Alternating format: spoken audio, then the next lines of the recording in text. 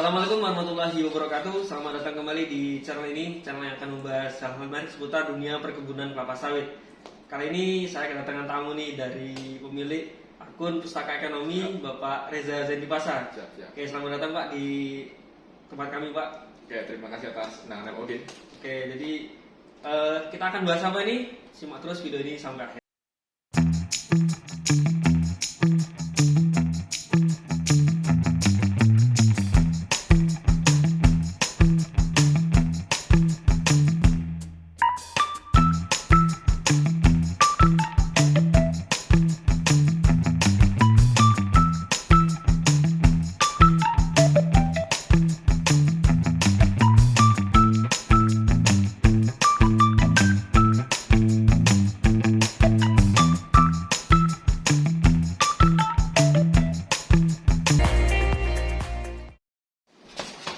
Oke, selamat pagi Pak Reza.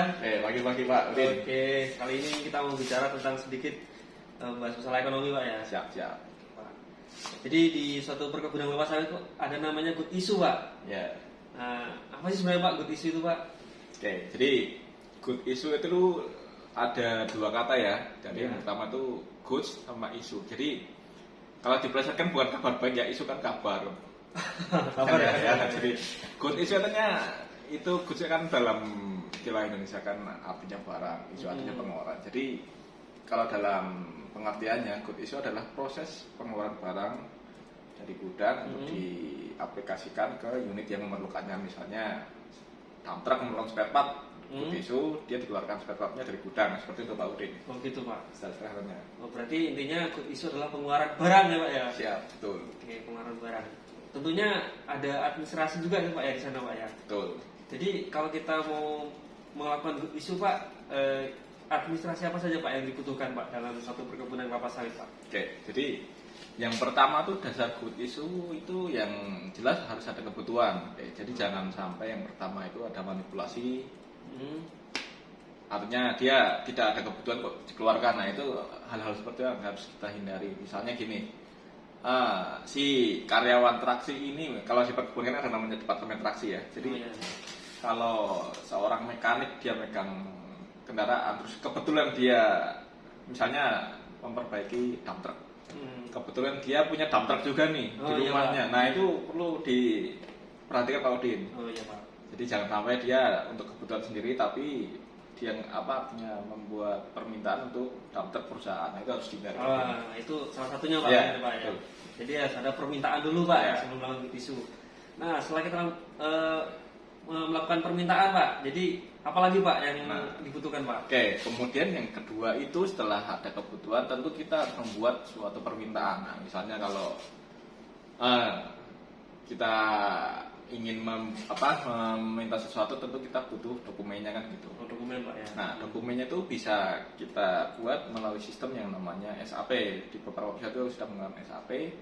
Jadi kalau misalnya menggunakan SAP untuk perbaikan kendaraan itu akan dikeluarkan namanya maintenance order.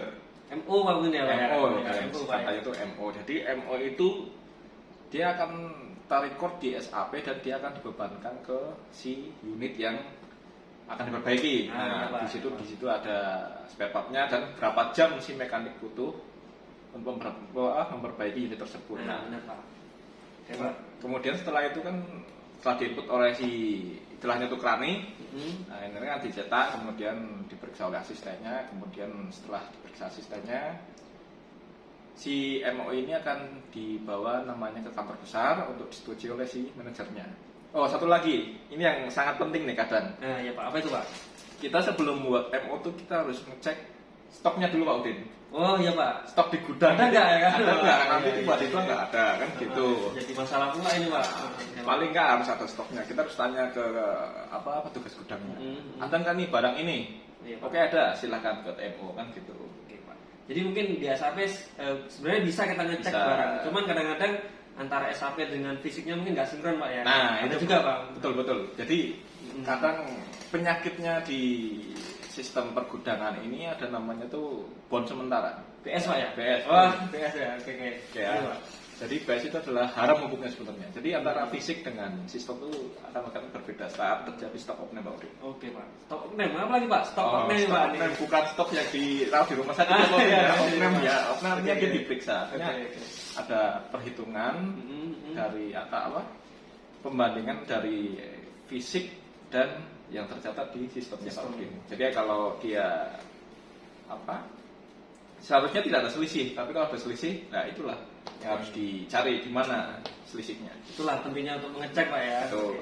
Jadi Pak, mungkin tadi setelah kita buat MO, kemudian dibawa ke gudang Pak, gimana lagi Pak? Nah, proses selanjutnya Pak. sebelum gudang kita harus ke kantor besar dulu untuk disetujui oleh pimpinan. Nah, setelah pimpinan, kemudian MO tersebut akan dibawa ke gudang. Nah, kemudian si petugas karyawan si traksinya harus ikut nih ngambilnya. Oke, ngambil Pak ya. Iya, nanti jangan salah kasih. Oh iya Pak. Nanti minta bearing dikasih yang mur kan gitu. Iya. Artinya dia jauh kali itu Pak. jauh kali kan. Nah, artinya walaupun sama-sama bearing kan si petugas gudang belum tentu spesifikasinya beda. Misalnya ukuran incinya beda kan gitu. Jadi itu harus dihindari, harus ada yang betul memahami spare part ini adalah spesifikasi ini, jangan sampai salah. Jadi juga butuh orang dari traksi juga Pak ya, iya. ke gudangnya langsung Pak. Betul. Oke, kemudian setelah diambil Pak spare partnya, itu baru kita bisa melakukan tadi Pak ya, good issue tadi Pak ya. Gimana, Pak? Nanti setelah MO-nya nyampe di gudang, nanti ada petugas gudang yang akan menginput namanya good issue. Oke. Nah intinya dia tinggal mengambil nomor MO-nya, kemudian dia akan memasukkan ke aplikasi tiketnya Migo namanya. Oh, Migo Pak. Ya, Okay. digoreng ya, bukan Migo. Migo. Artinya Migo. Jadi akan diambil nomornya, tinggal diinput saja. Apa yang diinput oleh traksi akan sama tampilannya dengan oleh Tugas gudang seperti itu. Jadi panjang sekali ya. Jadi Iya. kita membahas masalah good issue ini ternyata prosesnya panjang nih Pak Reza ya Pak ya. Sebenarnya sederhana, tinggal peran aja kenapa kan gitu. Oh, iya. Tapi kan harus ada proses yang dilewati sebagai monitoring kita atau kompas kita dalam menghindari apabila ada terjadi selisih stok atau seperti itu. Jadi itulah tadi proses good issue ya Pak Reza ya. Betul. Jadi mungkin bisa memberikan gambaran lah kepada rekan-rekan sekalian bagaimana ternyata kalau di perkebunan kelapa sawit ini ada administrasi Pak ya, administrasi yang harus kita jalankan terutama bagi kita yang bekerja di perkebunan kelapa sawit. Betul. Mungkin pembahasan kita kali ini cukup sekian Pak Reza. Siap. Oke, terima kasih atas waktunya dan sampai jumpa di pertemuan selanjutnya.